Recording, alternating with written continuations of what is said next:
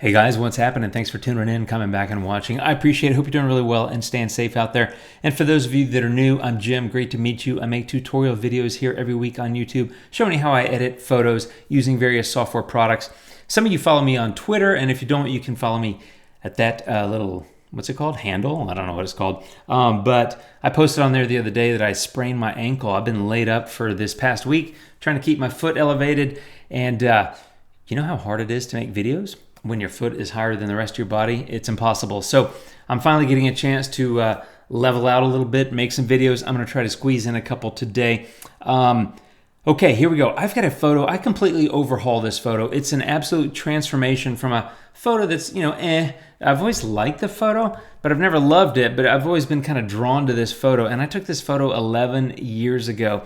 It's nothing special. Let me show you the photo. Here it is. There's something about this photo. It's just somewhere in Texas. It's an old barn that's fallen apart and a tree, and I don't know.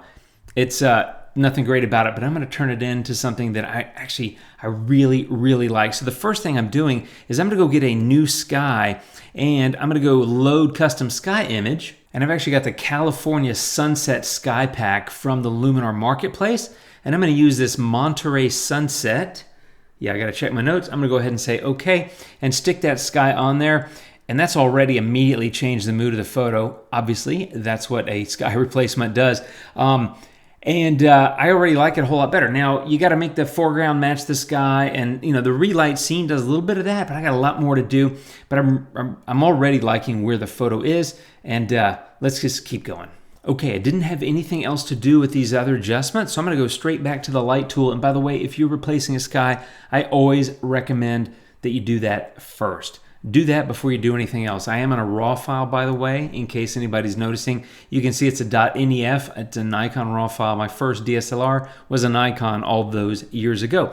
I'm going to go straight into the light tool, temperature and tint. I'm going to leave those right where they are, but I am going to bring up smart contrast. I'm going to give that about a 30 or 31. And highlights are going to come down all the way, actually -100. And shadows are actually going to come down a little bit as well, so like a -18. So there we go. I recommend, as I said, you put in the sky first, and then I go back and I generally start with the light tool. And in fact, I generally follow the 4 tabs in order when I'm editing, except for sky replacement. Do that first and then go back to the front page, if you will. And by the way, I've got a lot of tips and tricks sprinkled throughout here, and I've got an interesting twist to the photo that I did at the end. I think you're going to like it. It just made me think differently and actually like the photo more. So if you can, stick around to the end. I'm going to go accent AI and just a little bit there, like a 12 or 13. And then I'm going to go to AI structure, and here I'm going to do about a 20 or 22. But I don't want that all over the photo, so I'm just going to say mask and brush. And I get a little bit bigger brush, and I'm just going to paint a little bit that into the tree and some of the foreground here. So, of course, the barn. I'm happy to bring up the structure on the barn. I don't want it in the skies, and I don't actually need it across the entire foreground. And you'll see why here in a little bit as I show you a few of the little tricks that I have up my sleeve for this video. But if you look at my mask, there it is. And I think I'm fine with that, so I'm going to say done. Okay, next is color. And here's where I do a lot of stuff, and I love messing with colors. If you've seen any of my videos, I'm going to skip the saturation and vibrance. I know it's hard for me, but I'm going to go straight down to these color settings because I want to create more of a fall looking image, and there's an easy way to do that. I'm going to start with the orange. I'm going to take the hue a little bit to the left. So I'm going to go like a -25 or so on hue. You can see how that's impacting those colors. And the saturation is going to go up about a 12 or 13, something like that. Now I'm going to go to yellow, and I'm going to do the hue all the way to the left. And you can see how that's impacting especially the tree. If I turn this off, the tree was kind of a greenish yellow before, and now it's definitely orange, right? So I'm creating that kind of fall look, which this is going from a summer dried field look to the final is a sunset kind of fall look. And this is one key step in terms of how I'm getting there. The hue for the green is also going all the way to the left, and I'm going to pull up the saturation about 30 or so, something about like that. And then the blue, I'm just going to pull the saturation up about 20, and that's just to give me a little bit more of that blue in the sky, which I really like. So there it is, current state, and there it is. I'm turning off color. You can see that's before and after. The photo, I think, is really coming together now. Okay, golden hour is, again, I'm enhancing the look of this sunset. So golden hour goes great with sunsets, and it gives that nice warm glow across the entire photo, which I think looks great. I'm going to pop back over to the Creative tab now, go to Mystical, and I'm going to do about a 20 on Mystical. Gives a little bit of shadow, a little bit of moodiness, a little bit of contrast. And then I'm going to do the same thing over here on the Portrait tab and do Orton at about a 20 as well. So there you go, 1920. And again, photo I think is looking pretty sweet. Now I'm going to pop to the Pro tab and get adjustable gradient. Keep in mind, I'm going a little bit fast in terms of my talking. The moves are pretty simple, but you can always slow down the video playback, that little gear icon in the bottom, I think, right corner of your screen if I talk too fast. I've had some people tell me that. I get excited. I can't help it. This stuff is just so fun. I'm trying real hard. I'm going to set orientation, and I'm going to go, let's see, I'm going to collapse this a little bit, something a little bit more like that. And I want to set the orientation at about the level of the ground. So check my notes here.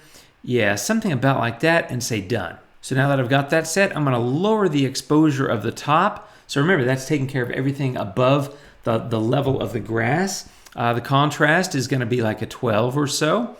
And warmth is going to go, I'm going to go cooler. So that's a negative 23. That's bringing up some of the blues in the sky, which I really like. Now the bottom, I'm going to pop over here. I'm going to do a fairly significant exposure reduction, a negative 48. I did crop this photo and straighten it a little bit. There's a little bit too much foreground for me.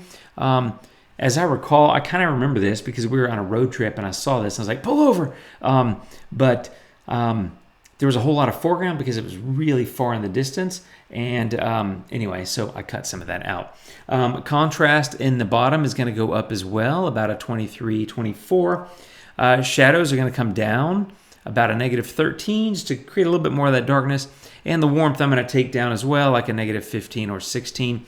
And again, I'm just kind of cooling off some of the photo. I'm obviously not going to lose the overall warm tones, but that's before adjustable gradient, and that's after. You can see I'm getting a little bit of mood, which I like. And now I'm going to go to color enhancer. Here I'm going to leave brilliance at 0, but warmth is going to go like a negative 45. So creating more of that cooler tone overall.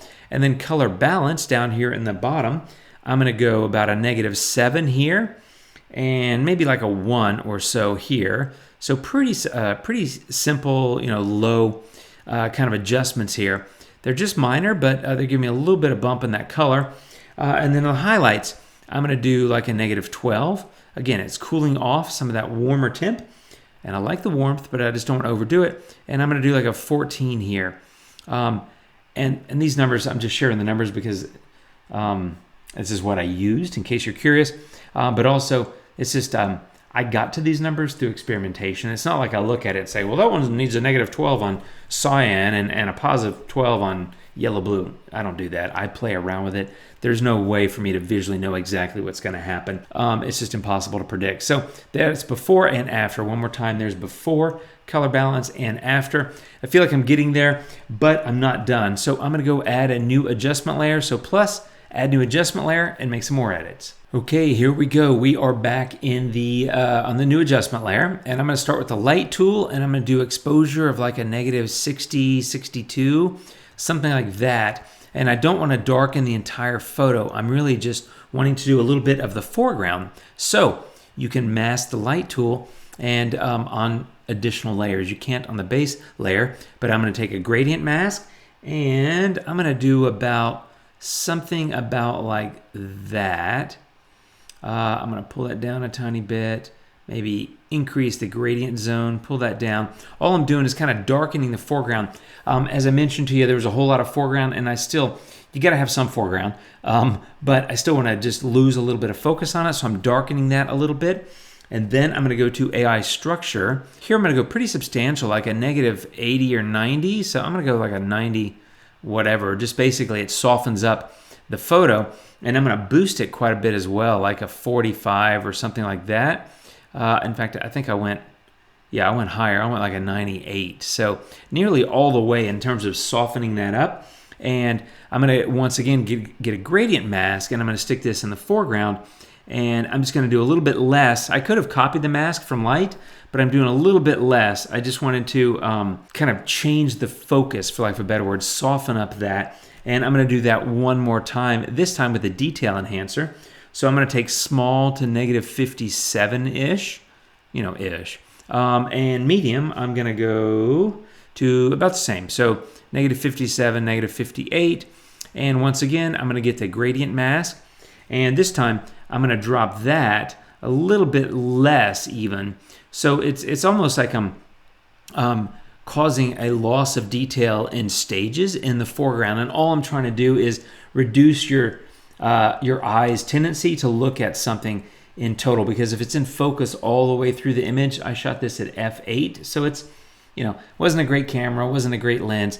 I assume it was handheld from, a few hundred yards away or whatever. But I could have captured it better, in other words, but what I'm trying to do is reduce the visibility in that foreground, and by blurring it out a little bit with negative structure and negative details, it softens up the detail, and I think it gives a little bit different depth of field kind of feeling. So just a couple of ideas there. The darkness by using the negative exposure, the negative structure, and the negative details, all at different gradient mask increments in the foreground, has softened that up and darkened it a little bit, so it's less likely to draw your eye. And I'm drawn in. I just kind of want to look at the tree and the barn and, of course, the sky. So that's an idea that I think can work. Next, I'm going to go over here to color styles or LUTs, and I'm getting color punch hot. There we go, and I'm doing an amount of about 20. 30 is a little too much, but I think 20 looks pretty good. So let me turn that off. That's before the LUT. And after. If you haven't used LUTs before, I've got a video about LUTs and looks, and I'll try to remember to link it up there. But basically, it stands for lookup table, and as you can see, it has a huge impact on color and things like that. So there's the before, and there's the after. And truthfully, this was all experimentation. Again, I just said, well, what else can I do to the photo to give it a little bit of punch? And I was like, I'll try a LUT, because I don't use LUTs a whole lot. I tried it here, I liked it, so I went with it. And now I'm going to go back to this Pro tab and get adjustable gradient one more time. This time I'm going to set orientation, and I'm going to go on the distant horizon, that kind of hill area. And I'm going to tighten up the zone a little bit, set the orientation about there, and hit done. Now on the top, I'm going to take the highlights, not the exposure, the highlights down pretty substantial amount, like a negative 60, right? So something like that. I'm just dropping those bright parts of the top, and the warmth I'm going to bring down like a negative 15. Again, I like the blue in the sky. I want to make sure I keep that. And by the way, I'm a big fan of the juxtaposition or the color contrast in photos.